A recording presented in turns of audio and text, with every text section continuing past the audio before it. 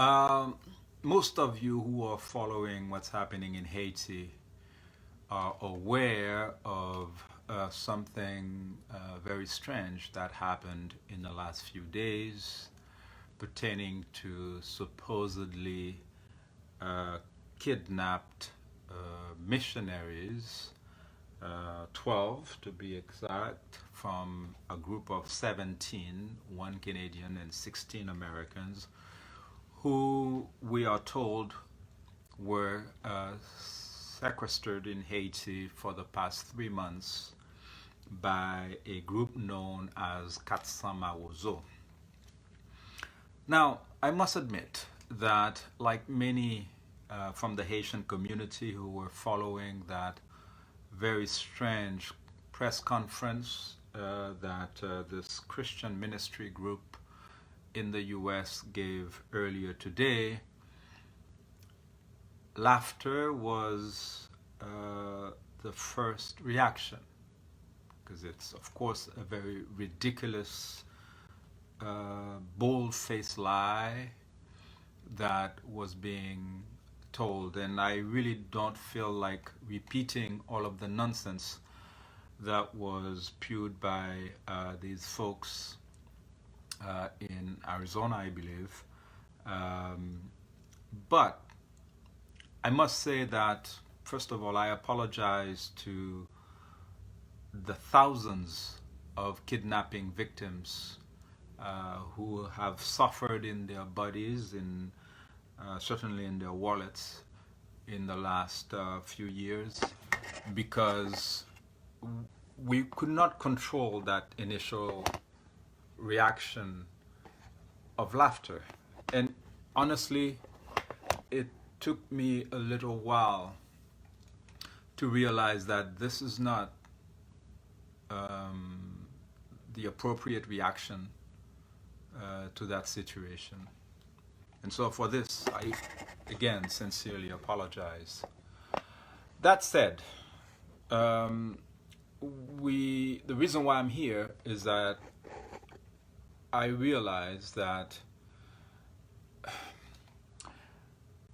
information, knowledge is what is required, and it's not really being shared adequately about what's happening in Haiti.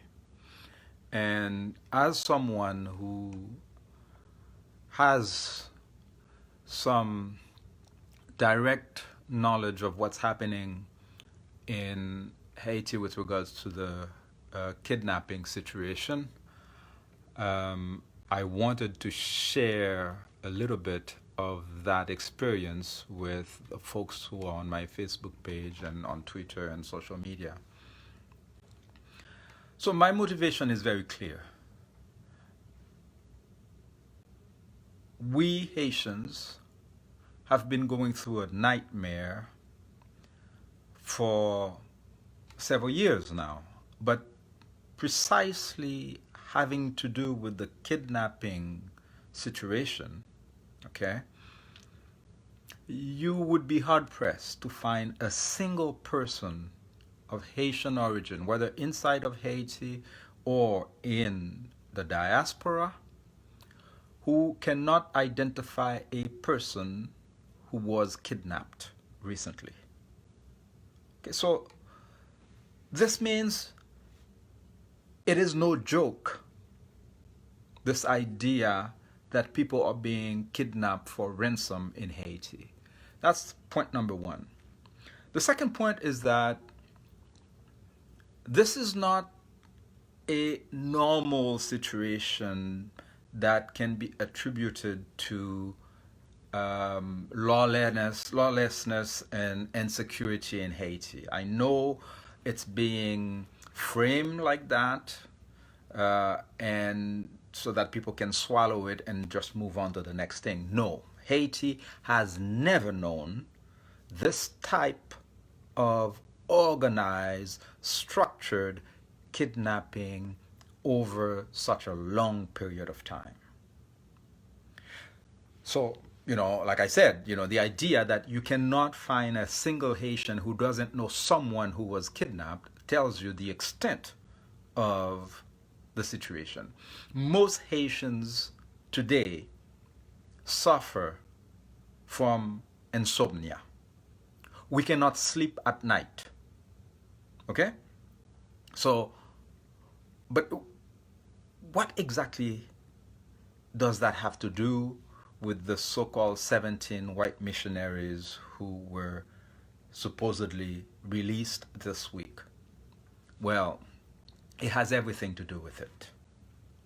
Because there is a serious program of manipulation that is happening with those weird stories that make absolutely no sense. Because essentially what they're telling us is that these 12 white people within a population that is 99% black were able to, at night, of course, leave that compound unnoticed with 13-month-old babies in their arms who, although they get hurt in the bushes, are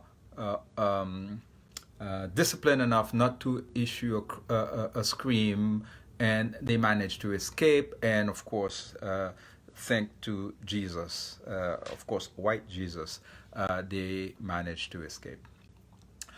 This is not funny, because we in the Haitian community know the hundreds of people who have been kidnapped, many of them murdered, in the past few years. So kidnappings are really happening, and they are well organized. The third point I want to make is that this is not at all mysterious. Okay? There is information about how some of the key players in this kidnapping business operate. And one key name that I'm encouraging you to go and Google is Arnel Joseph. Arnel, and the last name is Joseph. This gang leader was working for the so-called government of Haiti, which was led by Jovenel Moïse. And now you've seen some of the stories about how Jovenel Moïse was in fact a property of Michel Martelly, the former drug dealer who was imposed on Haitians as president by direct intervention of Hillary Clinton, who intervened in 2011 and changed the results of the election so that this guy could become president. But we're not talking about the politics of it today. We're going to focus on the kidnapping